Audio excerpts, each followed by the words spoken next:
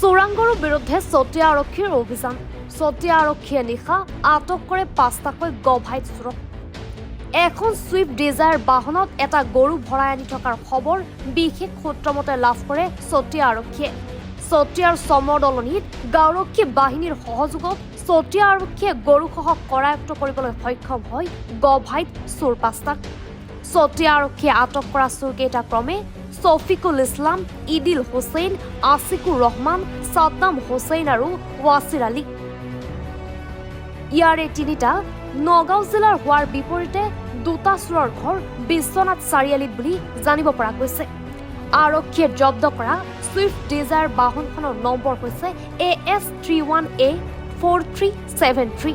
চতিয়া আৰক্ষীয়ে ইতিমধ্যে ধৃত গৰু চোৰকেইটাক জেল হাজতলৈ প্ৰেৰণ কৰিছে। চতিয়াৰ পৰা চাহিদুল ইছলামৰ ৰিপৰ্ট, এনি ভাৰত 24।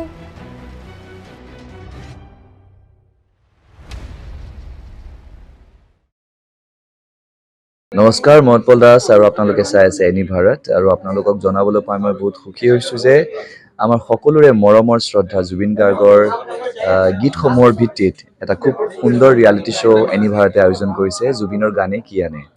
এই প্ৰথম ছিজনটোত অডিশ্যনছ আৰম্ভ হ'ব আগষ্টৰ পৰা অসমৰ বিভিন্ন জিলাত। গতিকে মই সমূহ কলা কুশলী, বিশেষকৈ যিসকল প্ৰতিভাশীল গায়ক গায়িকা আছে আমাৰ সমাজত, তেওঁলোকলৈ মই এটা আহ্বান জনাইছোঁ, তেওঁলোকে প্ৰস্তুত হওক এই ৰিয়েলিটি শ্ব'ৰ বাবে। আৰু তাৰিখটো হৈছে 15 আগষ্ট 2024 চন। এনি ভাৰতৰ অডিশ্যন, জুবিনৰ গানে কি আনে।